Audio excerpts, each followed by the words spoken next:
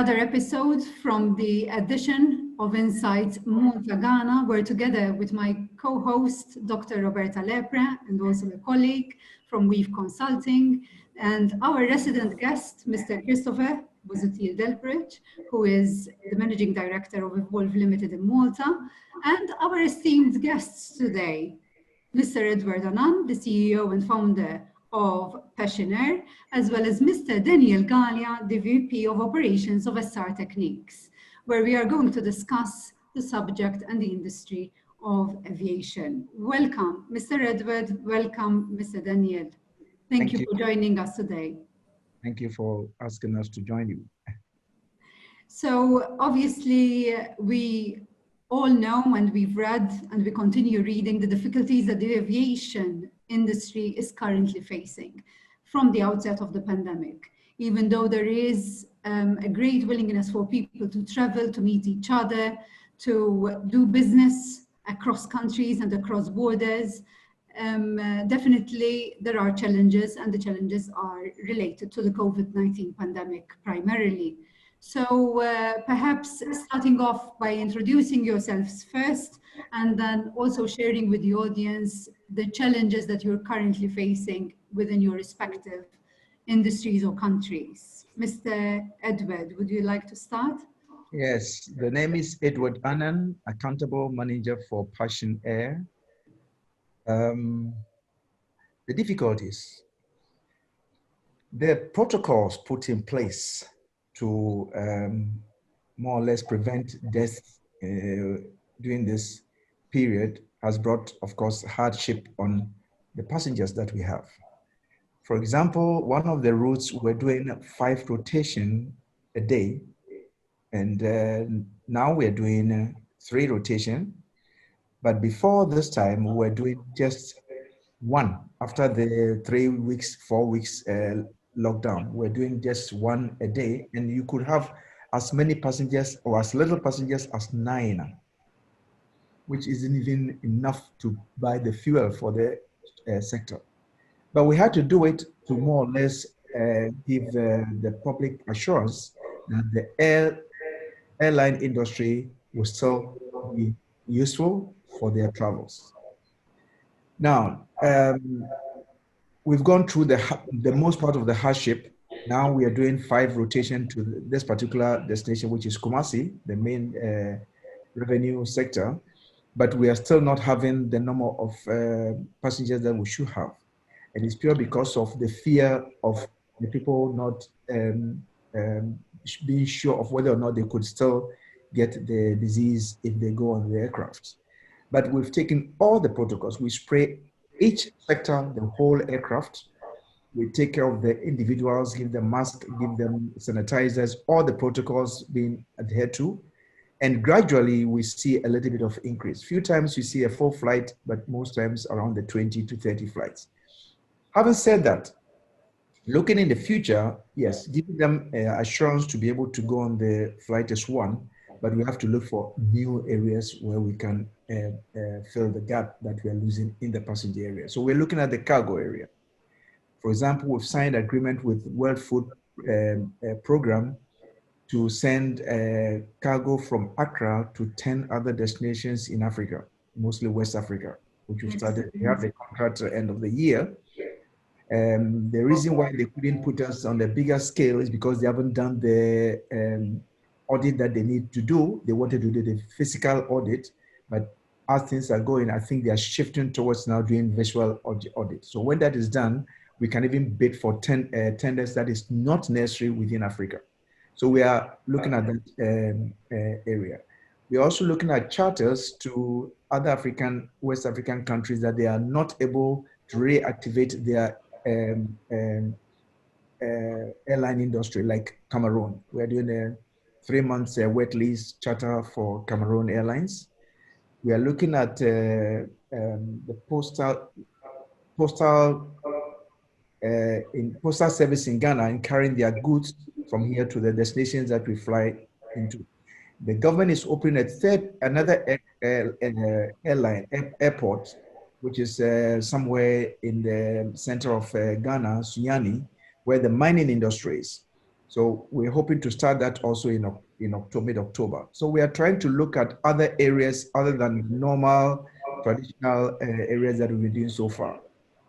Yesterday, we had a very good discussion with an airline in the Middle East who wants to come and join with us. Sorry, not Middle East.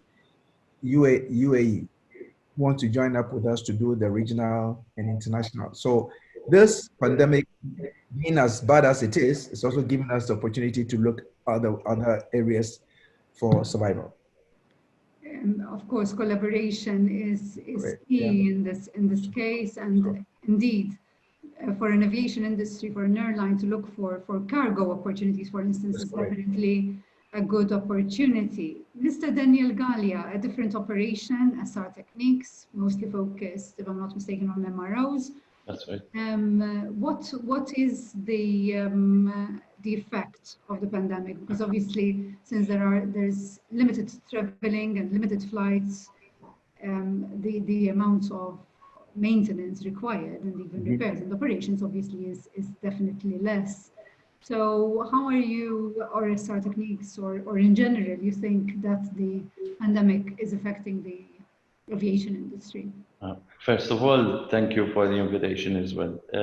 Yes, going into the challenges, I would say they have been tremendous. I mean, since the start of the COVID. In general, we estimated that around April, May, around 2/3 of the whole fleet, worldwide fleet, was grounded. So as you can imagine, that means most of their maintenance requirements would have been postponed or parked for the minute, you know. Then as well, you'll have the other challenge that other MROs, competitors as well, will be looking to take the remaining work, you know, that's available, meaning the fleet that is still practically flying. Some other challenges that we've encountered as well during the whole crisis, I should say, was the supply chain. Some of the suppliers were the ones providing parts and material and other related logistics matters were effectively working on reduced hours, were not sometimes available, and communication was a bit privy.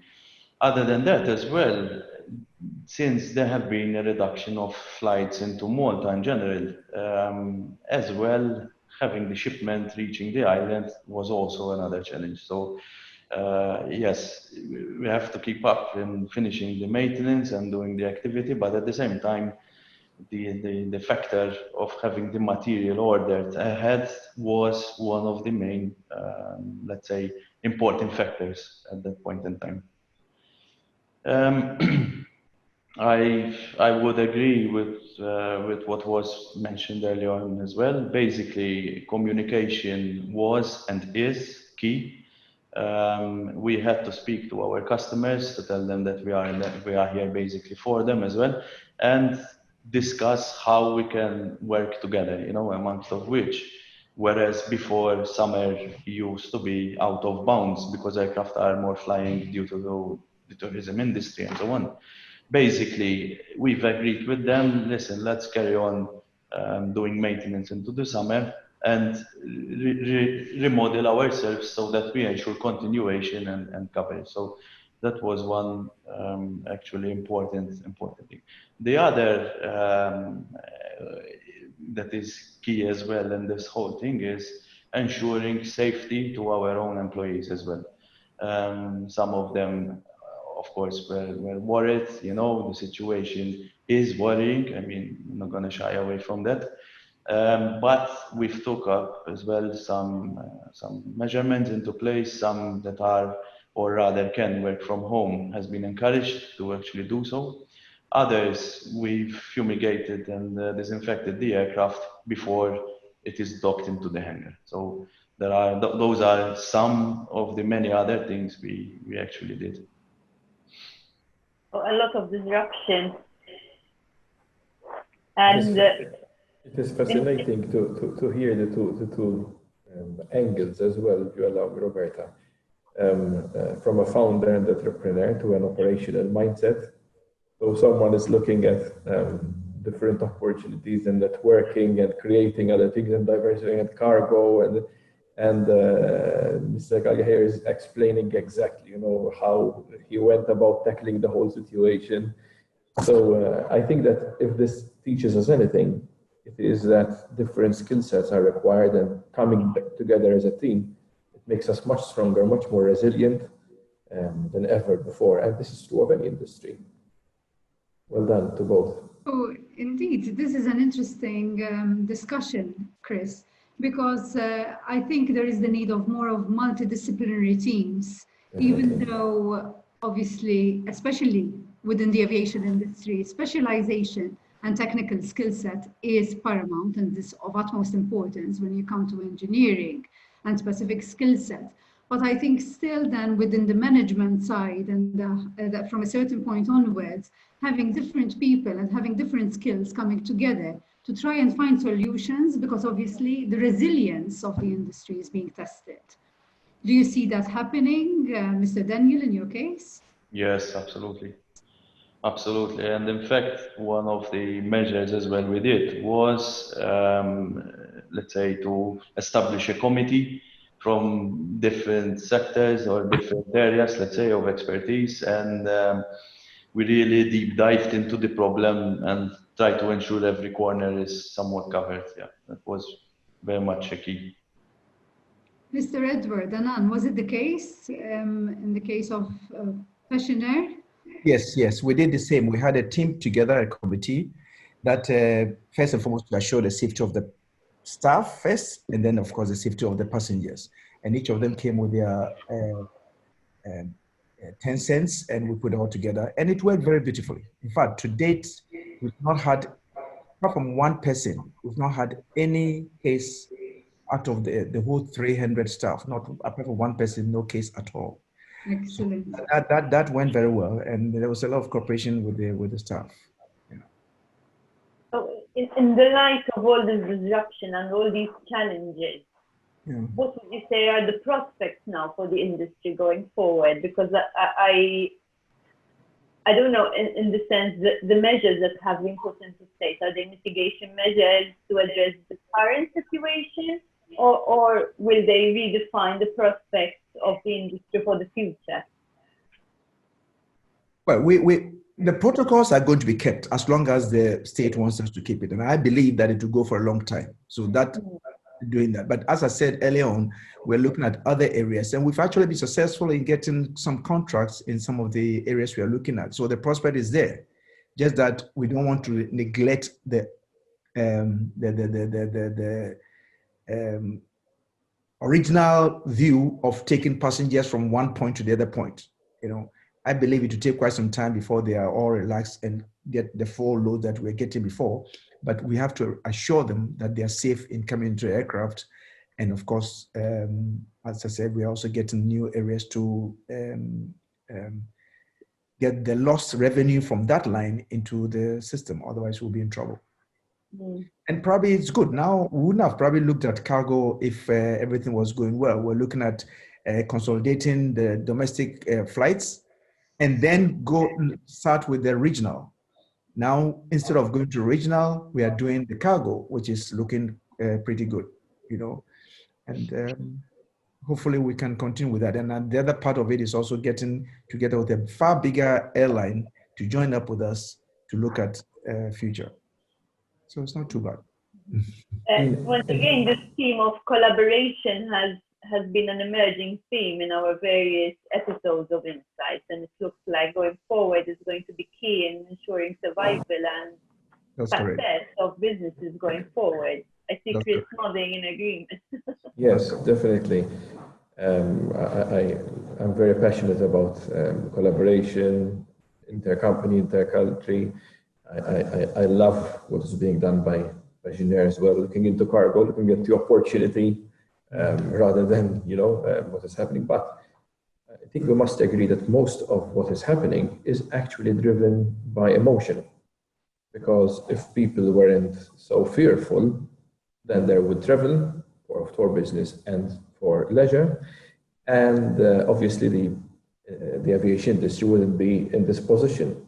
So one thing that I would like to share as a business traveler is that I traveled only a few weeks ago out of necessity, and it was a 24-hour travel, it was quite far away.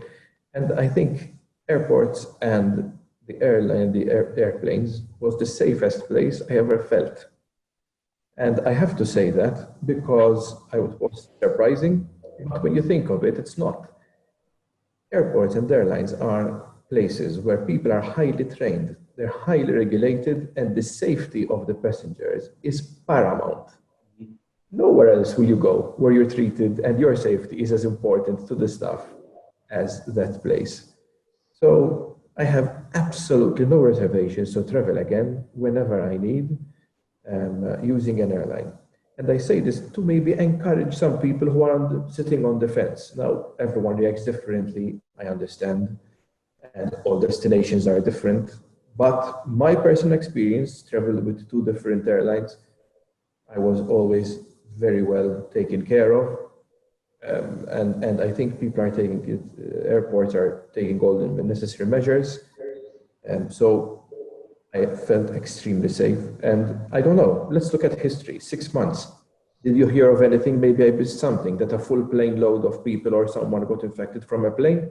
It hasn't made the news in my world yet, but maybe it has. I haven't heard of it yet. From parties, yes. From other places, yes, but not from a plane, as far as I can remember. So maybe the fares. It's the adaptation as well, Chris. Yes. Yes. It It is maybe high time to start looking at things more pragmatically rather than only emotionally. I think also picking up on what has been mentioned earlier, the issue of ensuring the safety also of the staff. I think that is also key in transmitting a sense of reassurance ultimately to the client, because there's that sense of safeguarding that is transmitted, whether intentionally or otherwise. Yes, you're right. I mean, the staff is the backbone of the whole operation. Without them, there's nothing to do. So we need to take their safety first, and of course, put protocols in place that they will follow and stay safe. I agree. And that also give assurance to the passengers when they get to know how safe the staff are, and then from there on, passing it on to the passengers, they feel far better than otherwise. Do you see any other success stories, perhaps from other industry players within your field that have taken advantage of the situation and seen an opportunity out of challenge? Is there something which you would like to share with us, if there's any? Because definitely we speak about collaborations, and it's, indeed, collaborations will be required. We need to find the strengths between parties, and we collaborate with our staff, we collaborate with our customers, with our suppliers, and with potential other investors as well. But there is definitely a challenge to that. How do we choose the best collaborators? So what are your views on this? What I see more is people who are good with IT. I'm not in that direction at all, but people who are good in that area, they are making a big wave, and possibly, it might even reduce us business people traveling in the future. Because if you can have meetings, successful meetings on a system like Zoom or whatever that you call them, why would you want to travel? I was traveling almost every other week. Now, so there is opportunity for people. Anything that happens in this world, there's opportunity that you can take out of it.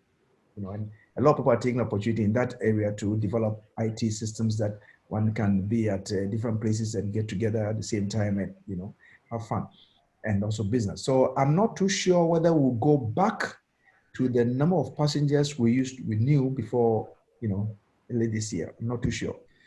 I think the traditional people, the conservative people, might want to go back if the time is right. But the youth are more looking at doing business and having fun on the laptop instead of traveling. So the business opportunities come, but I'm not too sure whether it can bring us physically together as human beings in the world. That is yet to be determined in the future. Most people are very skeptical, Chris. Really. And Mr. Edward, indeed, regarding of going back together and meeting physically in the same space. I simply cannot wait. Pardon? Pardon, Chris, sorry. And I said, and I simply cannot wait. Indeed, indeed, indeed. Mr. Daniel Galea. Yeah, what I'd like to mention earlier on, the question was about the market expectation. Basically, we have to assume, or rather, look how the future will look like, and based on the current analysis, to get back to the 2019, let's say pre-2019 loads, we are looking at best case scenario 2023. And the worst case scenario will be 2025. Now, everything can change again, depending on whether vaccines will be produced earlier. But I don't think people are going to rush into booking holidays as they were before until everything is pretty much settled. Aviation is part of the tourism, let's say, functionality or sector. So the hit on us is immediate, and the rest of the economy will follow eventually. Hopefully it will not become, or rather, it will not turn out to be that bad at the end of the day. But in the commercial world, we are not assuming the 2019 loads up before 2023. Now, opportunities as such, there are various. For example, again, key is communication, discussing with the customer how we can, the operator, like from what we're hearing from Edward, basically is discussing with them how can we help them. Most of the meetings are now being done online. Certain quality audits are being done online as well. And I think it unleashed also, it's like also a paradigm shift, I would call it, that now certain level of inspections and even quality inspections are being done online. Let's say audits, for example. I mean, the aircraft, obviously, physically, it has, there's no way, it's so much highly regulated. And as mentioned earlier on, its training is vast. And there is no way we can get away from that. So the traditional, let's say, maintenance hands-on has to stay. Some other opportunities that I've, let's say, personally nothing to do with the market I am currently in.